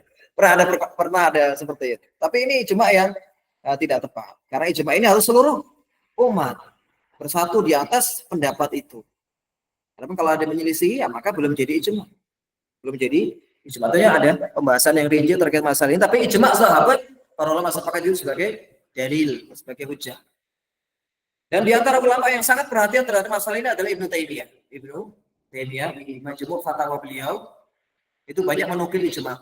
Banyak menukil ijma'. Baik ijma' dalam bab akidah maupun dalam bab ibadah. Beliau di antara ulama yang banyak menukil ijma'. Kemudian juga ada kitab yang sangat bagus menjelaskan tentang masalah ini dan cukup tebal. Judulnya Syarhu I'tiqadi Ahli Sunnah wal Jamaah. Syarhu I'tiqadi Ahli Sunnah wal Jamaah. Karangan Imam Al-Lalakai. Al-Lalakai. Pernah dengar nama ini? Al-Lalakai. Ini kitab terbaik yang menjelaskan akidah salaf yang mana ketika beliau menjelaskan akidah itu nukilnya dari Al-Quran, As-Sunnah, perkataan sahabat dan ijma'. Jadi kitabnya hanya berisi itu, Al-Quran, Sunnah, ijma'. Dalam kitab beliau judulnya Syarhu I'tiqad Ahli Sunnah wal Jamaah. Judulnya panjang, saya tidak hafal. Panjang sekali judulnya. Dan itu kalau yang menarik, yang menulis adalah ulama Syafi'iyah. Secara madhab Syafi'i, tapi kitab beliau dalam bidang akidah ini termasuk kitab terbaik yang menjelaskan masalah akidah disertai dengan penjelasan Al-Quran, As-Sunnah dan Ijma'. Imam Al-Lalakai. Kemudian ada dalil yang sifatnya dalil pencabangan atau dalil yang mengikuti dalil utama. Jadi dalil yang atas tadi itu dalil utama ya. Al-Quran, Sunnah dan Ijma' ini dalil utama. Adapun ada dalil lain yang mana ini dalil yang sifatnya tabi, mengikuti. Ada akal, ada fitrah. Akal ini tidak bisa menjadi dasar akidah secara tersendiri, tidak. Tapi harus didukung dengan apa? Al-Quran ataupun As-Sunnah. Akal ini maksudnya adalah logika yang diterima oleh seluruh orang yang berakal sehat. Itu bisa digunakan untuk menetapkan akidah yang benar. Kalau akalnya sehat, mereka akan menetapkan adanya Allah, adanya Rabb, adanya pencipta. Ini Al-Quran memberikan isyarat tentang perintah untuk berpikir, untuk menggunakan akal. Jadi keliru ketika Ahlus-Sunnah itu tidak menggunakan akal di dalam berdalil. Mereka benar berdalil terhadap Al-Quran, As-Sunnah, dan Ijma', tapi juga menggunakan akal. Menggunakan akal. Karena Allah yang memerintahkannya. Atau Allah memberikan isyarat di dalam Al-Quran. Misalkan dalam surah At-Tur, yang saya mungkin di situ. Ini dalilnya dalil Al-Quran. Tapi ada sisi logik di situ. Allah mengajak kita untuk berpikir. Am khuliqu min ghairi syai'in am humul khaliqun. Surah At-Tur. Apakah mereka itu diciptakan bi ghairi syai'in am humul khaliqun? Apakah mereka itu diciptakan tanpa ada pencipta ataukah mereka yang menciptakan diri mereka sendiri? Itu kan Allah memberikan kita dua probabilitas. Semua yang ada di alam ini, kalau nggak menciptakan dirinya sendiri, ya mereka nggak ada penciptanya. Mana yang mungkin dari dua itu? Nggak ada yang mungkin. Yang mungkin adalah ada pencipta. Akan itu dalil apa? Akli ya, mengajak kita berpikir. Jadi bisa digunakan untuk menetapkan akidah. Oleh karena itu beberapa ulama itu kadang mendahulukan dalil akal. Ketika menyebutkan misalkan keberadaan Allah, rububiyah Allah, atau Allah itu yang mencipta, Allah yang memberikan rezeki. Karena mendahulukan dalil akalnya ini, baru dalil Al-Quran ataupun hadis. Seperti misalkan Minhajul Muslim. Pernah baca Minhajul Muslim? Syekh Abu Bakar Al-Jazairi ketika menjelaskan masalah akidah, yang dahulukan dalil akal atau nakli dulu. Akal dulu kan? Ini untuk apa? Untuk membenarkan, untuk meyakinkan orang yang mengingkari. Orang itu kalau diberikan Al-Quran ataupun As-Sunnah, padahal dia ingkar. Ya, kadang udah nggak terima duluan, udah nggak percaya sama Al-Quran. Tapi kalau diberikan logika, diberikan dalil akal. Kalau dia akalnya sehat pasti bisa menerima. Baru diberikan dalil dari Al-Quran ataupun As-Sunnah. Walaupun sebenarnya dari Al-Quran ataupun As-Sunnah itu cukup. Tapi pendalilan akal itu digunakan untuk orang-orang yang memang nggak percaya duluan. Gimana mau kita berikan Al-Quran? Kita sampaikan Allah sang pencipta, Allah khaliqu kulli syai'in. Sedangkan dia nggak percaya Al-Quran. Tapi kalau diberikan dalil secara logik, secara akal, yang mana mereka punya akal sehat tentunya, pasti bisa menerima. Itu diantara alasan sebagian ulama, diantaranya dari Syekh Abu Bakar Al-Jazairi dalam Minhajul Muslim, mendahulukan dalil akal. Itu bukan berarti, ini kok dahulukan dalil akal dulu ya. Kok bukan dalil akli, tidak. Ini dalam rangka andai kan nanti yang membaca itu orang yang mengingkarinya, mereka menerima dulu dalam hati mereka, dalam akal mereka sudah terima, baru diberikan dalil Al-Quran ataupun hadis. Adapun fitrah itu maknanya adalah tabiat yang Allah berikan kepada seluruh manusia, yang mana kalau fitrahnya lurus, dia akan mengetahui keberadaan Allah, keberadaan Rabb yang Maha Kuasa. Seperti misalkan ketika para ulama menetapkan sifat ulunya Allah, sifat ulu. Ulu itu sifat tinggi dari Allah. Sifat ulu. Allah itu tinggi. Sifat tingginya Allah. Di antara fitrah manusia ketika berdoa, itu menunjuk kemana? Ke atas. Ketika mereka Allah. Ini kan ya. Bahkan orang yang mengingkari Allah di atas. Fitrahnya ketika mereka menuju Allah pasti gini. Pernah lihat ya. Kenapa? Fitrahnya bahwa Allah itu di atas. Ini dalil fitrah namanya. Ini di antara yang banyak menggunakan ini Ibnu Qayyim. Ibnu Qayyim Al-Jauziyah itu banyak untuk membantah ya orang-orang yang menyelisihi akidah para sahabat terkait masalah sifat. Itu kadang berdalil dengan fitrah. Seperti masalah doa tadi. Orang kalau berdoa kemana hatinya? Ke samping, ke kanan, kiri, atau ke atas, atau ke bawah? Pasti ke atas. Ini namanya fitrah manusia. Bahkan anak kecil yang mungkin belum belajar akidah, kalau doa kemana? Ke atas. Fitrah manusia. Dan banyak lagi. Itu masuk dari fitrah. Dan itu ada ayat dari surah Al-A'raf. Nanti akan ada pembahasannya insya Allah. Baik. Kita sampai jam berapa ini? Sesi pertama? Oh, 1:30. Oh, 30. Baik. Ini kita lewati metodologi. Kita langsung masuk ke pembahasan iman. Ini sebenarnya masuk pembahasan usul fikih. Metodologi Ahlus-Sunnah. Tentang bagaimana memahami dalil, bagaimana memahami dalil menurut para salaf. Kita lewati, kita langsung masuk ke masalah keimanan. Ini pembahasan penting dalam pembahasan rukun Islam, termasuk rukun iman dan juga pembahasan akidah, dan banyak kelompok yang menyimpang karena keliru dalam memahami bahasan ini. Dan yang paling penting kita tahu kaidahnya. Kita tahu kaidah Ahlussunnah di dalam masalah keimanan. Kalau kita paham akidah ini, kita bisa menimbang dan bisa menjadikan sebagai patokan ya apakah benar keyakinan seorang dalam masalah keimanan. Dalam setiap ilmu kalau bisa kita punya pemahaman terhadap kaidah-kaidah.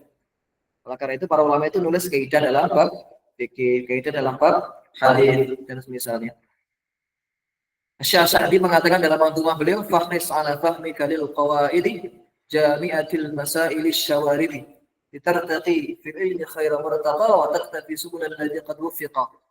Itu di antara matan yang sebenarnya kemarin saya usulkan kepada Mas Yudaun tadi belajar. Matan al-manzumah al-qawaid al-fiqhiyah. Itu menghibur kaidah-kaidah dalam bab fikih. Beliau memberi nasihat di awal untuk memberi perhatian terhadap pemahaman terhadap kaidah-kaidah. Fahris ala fahmi kalil qawaid. Berusahalah untuk memahami kaidah-kaidah dalam seluruh ilmu. Dalam ilmu akidah, kaidah-kaidahnya dipelajari. Dalam ilmu fikih, kaidah-kaidahnya apa? Karena kaidah itu menghimpun permasalahan yang tercerai-berai dalam satu kaidah. Sebagaimana dalam masalah keimanan. Kaidah pertama, iman terdiri dari 3 rukun. Iman terdiri dari 3 rukun. I'tiqad atau keyakinan dalam hati, ucapan lisan dan pengamalan. Ini 3 rukun yang tidak boleh lepas, tidak boleh tidak ada. Yang namanya rukun itu adalah yang membangun sesuatu. Ya, oleh karena itu ada rukun sholat. Kalau salah satu tidak dikerjakan maka tidak sah kan sholatnya. Benar ya? Sama seperti rukun manusia, ada tangan, ada kaki, dan semisalnya. Iman juga demikian, ada i'tiqad, ada ucapan lisan, ada pengamalan. Tiga-tiganya tidak bisa terpisah. Ikatan ini i'tiqad atau keyakinan ini pembenaran dalam hati. Ucapan lisan itu maksudnya adalah 2 kalimat syahadat. Adapun pengamalan ini mencakup amalan hati dan amalan badan. Amalan hati seperti roja, khauf, apalagi amalan hati tawakal, sabar, warok dan semisal itu amalan juga, tapi amalan hati. Kemudian ada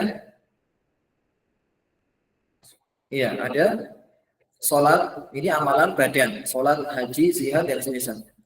Adapun sebagian ulama ketika mengartikan iman, al-iman qaulun wa amal. Sering dengar ya istilah al-iman qaulun wa amal. Mungkin kita bertanya-tanya, mana i'tikadnya? Mana keyakinannya? Kok hanya qaulun dan amal?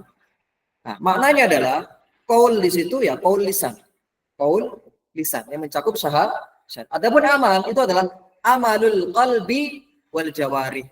Yang mana i'tikad ya masuk di amalul qalbi sebenarnya. I'tikad keyakinan masuk di amalul qalbi. Jadi ketika sebagian ulama mereka menyebutkan iman, nanti akan kita jumpai di beberapa kitabnya para salaf ketika mengartikan iman itu adalah qaulun wa amal. Qaul di sini maksudnya adalah qaulul lisan, amalul qalbi wal badan atau jawari itu badan. Nah, lisan ini syahadat, qalbi ini hati, ya berarti i'tikad tadi yang diyakini. Berarti sudah mencakup 3 rukun tadi kan? Iya ada. Mencakup 3 rukun tadi.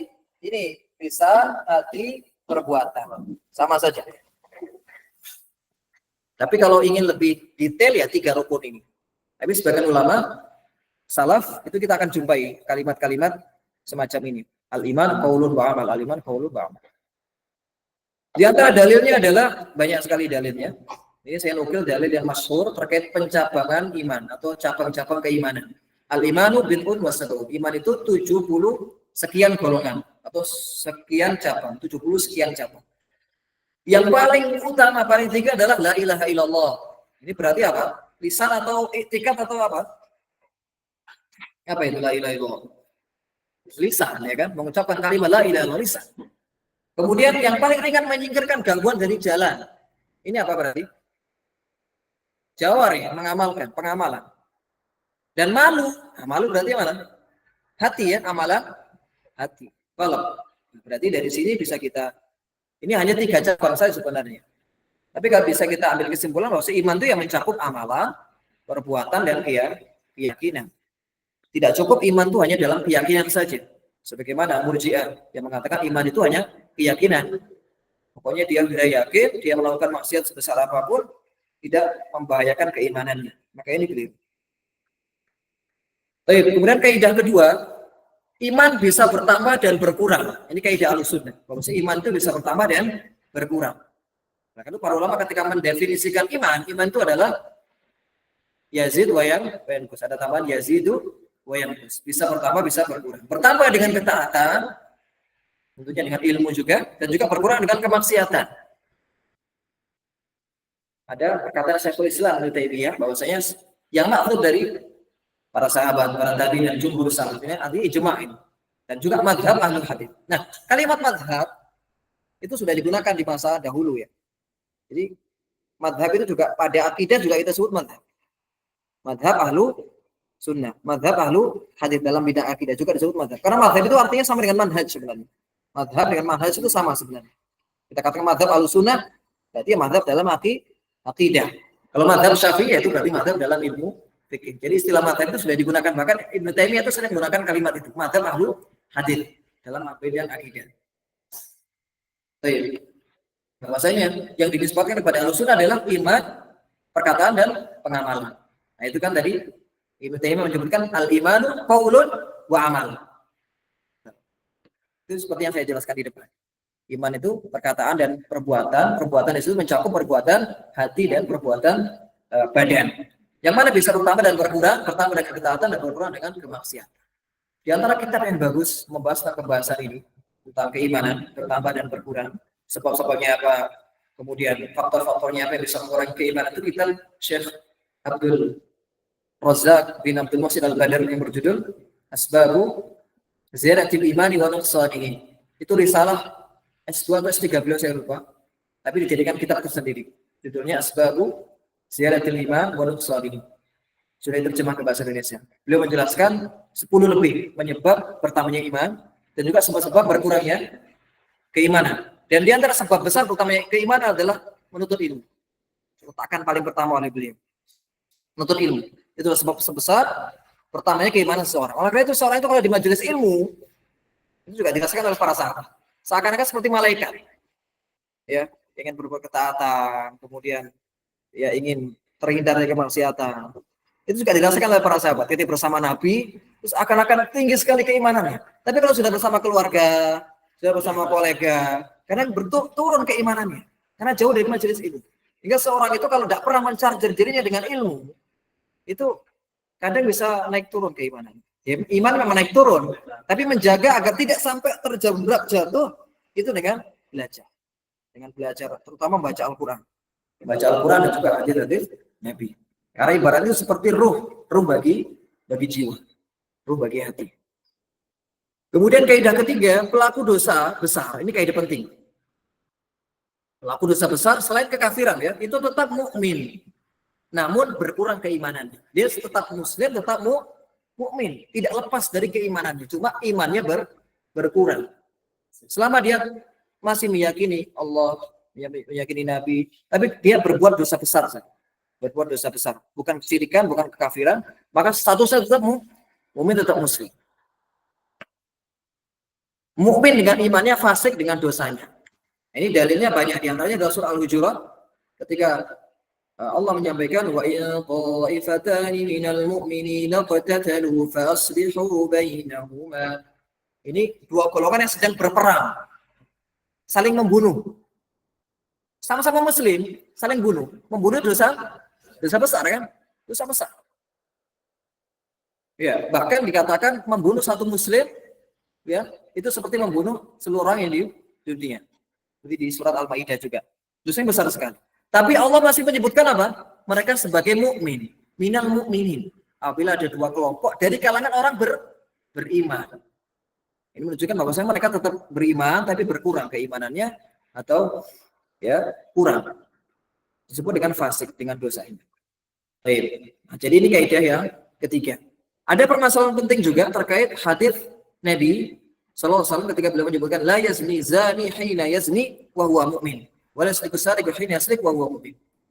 Ini hadis yang digunakan oleh orang-orang yang mengatakan bahwasanya dosa besar menyebabkan kekafiran. Orang-orang Khawarij. Berdalil dengan hadis ini. Nah, maksudnya orang yang berzina, ketika berzina itu nggak mukmin dia. Tidak ada orang yang berzina dia itu mukmin, nggak ada. Ya berarti apa? Kafir kan? Tidak ada orang yang mencuri dan dia beriman, tidak ada. Artinya tidak bisa berkumpul keimanan dengan kemaksiatan atau dosa besar.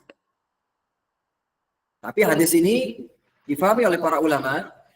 Saya rangkumkan dari penjelasan Syekh di kitab ini, bahwasanya yang disebut dia beriman adalah sempurna keimanannya. Bukan berarti nggak ada keimanannya. Ketika berzina itu bukan berarti imannya lepas, enggak. Tapi berkurang keimanannya. Sebagaimana tadi kaidah sebelumnya, iman itu berkurang dengan kemaksiatan. Imannya berkurang, tapi tetap ada pokok keimanan yang menyebabkan dia itu masih disebut beriman.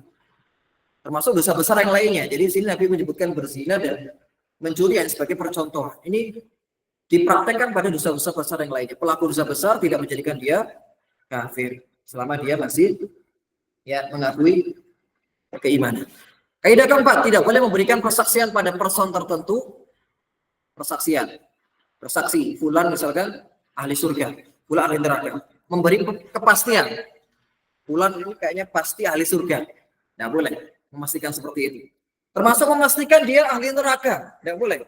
Sebesar apapun dosanya, tidak boleh memastikan orang ini neraka. Itu diantara kaidah Ahlussunnah atau manhaj Ahlussunnah dalam masalah keimanan. Kecuali yang memang dipersaksikan oleh Allah dan Rasulnya. Al-Quran dalam hadis.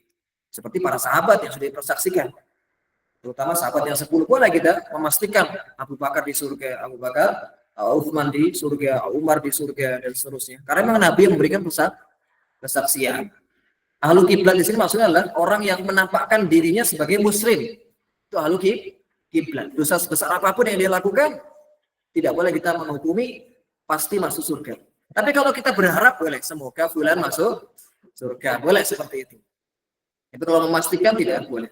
Itu saya bawakan kalam dari Ibnu Taimiyah, bahwasanya kita tidak memberi persaksian terhadap person tertentu dengan surga atau neraka kecuali berlandaskan ilmu. Nah, ilmu kita dari mana? Memastikan orang surga atau neraka kan tidak punya. Yang punya hanyalah Allah dan Rasulnya. Allah mengabarkan kepada Rasulnya. Rasul yang mengabarkan. Tapi kita sebagai manusia biasa tidak tahu. Hakikat orang ini nantinya bakal surga atau neraka tidak. Sehingga memastikannya tidak boleh. Baik, itu juga ada perincian memastikan seorang surga atau neraka. Kalau ia termasuk ahli kiblat, tadi tidak boleh ya. Kalau bukan ahli kiblat, seperti orang Nasrani misalnya. Boleh nggak kita memastikan orang Nasrani pasti masuk neraka? Nah, itu ada perincian di situ. Kalau semasa hidupnya, tidak boleh. Karena bisa jadi masuk Islam. Ini sih punya saudara atau punya kawan kamu neraka kayaknya nanti ya. Nah itu tidak boleh. Itu malah bisa bikin dia nggak masuk Islam nantinya. Tapi kalau setelah dia wafat, pendapatnya rojih boleh. Kalau setelah wafat boleh. Karena kita menghukum yang zahir. Kan zahirnya mati dalam kekafiran. Ya berarti kita hukumnya setelah zahirnya. Gitu ya. Baik, catatan. Ini sudah kita sebutkan tadi. Yang menyimpang dalam bab ini khawarij. Yang menentukan person tertentu masuk neraka. Dosa besar pasti masuk neraka. Sehingga kasus-kasus seperti pengoboman dan semisalnya, yang mana ada penghalalan darah kepada kaum muslimin, itu beranjak dari akidah ini. Karena mereka menganggap pelaku dosa besar itu masuk neraka. Halal darah, orang kafir halalkan darahnya. Orang-orang khawarij, orang-orang yang melakukan dosa besar. Termasuk dosa besar dalam hal misalkan berhukum dengan selain Allah misalkan, dosa besar. Ya, tapi selama mereka masih statusnya muslim, ya tidak mengeluarkan mereka dari keimanan. Adapun sufi, ini sufi yang ekstrim ya, sufi ekstrim tentunya, memastikan person tertentu masuk surga, memastikan person tertentu masuk surga. Nah, ini juga tidak benar. Kemudian kaidah kelima, Ahlussunnah menghindari dan mengingatkan manusia pada pembatal-pembatal keimanan. Ya, pembatal-pembatal keimanan yang mana ini juga dipelajari dalam ilmu akidah. Kaidah ke-6, Ahlussunnah beriman pada permasalahan gaib. Iya, ini juga kaidah dalam iman. Beriman kepada hal-hal yang gaib. Hal gaib terbagi menjadi dua. Ada gaib mutlak, perkara gaib yang hanya diketahui oleh Allah. Ada gaib nisbi, gaib yang Allah tunjukkan kepada orang-orang tertentu. Baik, perbedaan iman dan Islam. Ini pembahasan terakhir sebelum kita break. Apa perbedaan iman dengan Islam? Baik. Ada bedanya enggak iman dengan Islam? Ada bedanya enggak? Ya?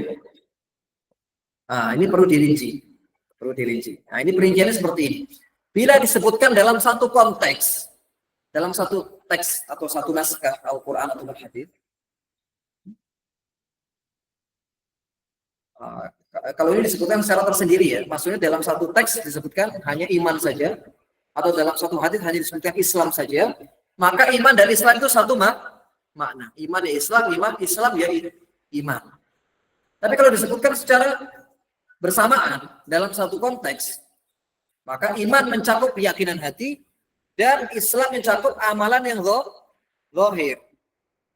Sebagaimana dalam hadis yang masyhur, hadis Jibril, hadis nomor 2 di Arba'in Nawawi, ketika Nabi ditanya al-Islam, Nabi menjawab dengan rukun Islam. Ketika Nabi ditanya alaihi salatu wasallam dengan rukun iman, maka Nabi menjawab dengan rukun iman. Menunjukkan bahwa iman dan Islam itu berbeda. Karena disebutkan dalam satu konteks atau satu naskah, satu teks hadis. Nah, ini saya berikan contohnya, misalkan pada kaidah yang pertama, ketika disebutkan secara tersendiri, misalkan wa man qatala mu'minan khata'a fatahriru raqabatil mu'minah. Siapa yang membunuh orang yang beriman, nah, maksudnya orang yang beriman dan juga yang muslim juga, iman ya Islam, itu satu makna. Mukmin ya muslim maksudnya, beriman dan juga Islam. Maka hendaklah dia atau dia wajib untuk membebaskan satu budak yang mukminah. Mukminah di situ maknanya juga Islam dan iman, satu makna. Dan juga al-muslimu man salimal muslimun min lisani wa yadihi. Orang muslim itu orang yang orang lain itu selamat dari lisan dan tangannya. Muslim di sini maksudnya juga mukmin, muslim dan mukmin, begitu ya. Adapun yang perincian berikutnya, kalau disebutkan dalam satu konteks Islam dan iman, maka iman mencakup amalan hati, Islam mencakup amalan yang nampak. Seperti di situ misalkan saya nukilkan dari langsung yang bawahnya mungkin surah Al-Hujurat, itu banyak dinukil oleh para asatidzah atau para masyayikh ketika menjelaskan orang-orang Arab Badui yang baru masuk Islam. Baru sekali masuk Islam. Keimanan mereka belum sempurna. Mereka mengatakan amanna, saya beriman. Kemudian Nabi diperintahkan oleh Allah, katakan kepada mereka, lam tu'minu walakin qulu aslamna. Kalian belum beriman secara sempurna, maka katakanlah aslamna. Kami berislam. Ini menunjukkan bahwa Islam dengan iman itu berbeda. Islam mencakup amalan zahir, adapun Islam mencakup amalan zahir, iman mencakup keyakinan yang mendalam dalam hati. Sedangkan mereka baru masuk Islam, keimanannya belum sempurna, belum teguh, ya, sehingga mengatakan aslamna. Adapun derajat iman dan Islam, mana yang lebih tinggi antara Islam dengan iman? Iman yang lebih tinggi. Setiap Muslim itu belum tentu mukmin, sebagaimana dalam ayat Al-Hujurat tadi. Tapi setiap mukmin pasti Muslim. Tapi kalau disebut Muslim ya dalam satu konteks ya itu pasti ya mukmin. Kalau disebut mukmin pasti Muslim. Ada derajat lagi namanya muhsin atau ihsan, ya itu derajat paling tinggi. Derajat paling tinggi. Baik, nanti pembahasan terakhir rukun iman insya Allah kita akan selesaikan di pembahasan sesi berikutnya insya Allah. Kita telat 12 menit karena tadi mulainya juga telat ya. Ya, insya Allah kita akan selesaikan nanti di sesi yang kedua, kita rehat sebentar dan juga mungkin tanya jawab nanti di akhir insya Allah, atau sambil coffee break kita bisa diskusi. Wassalamualaikum warahmatullahi wabarakatuh. Wa ala alihi wa ashabihi ajma'in. Subhanakallahumma bihamdik. Asyhadu an la ilaha illa anta astaghfiruka wa atubu ilaik. Assalamualaikum warahmatullahi wabarakatuh. Waalaikumsalam warahmatullahi wabarakatuh.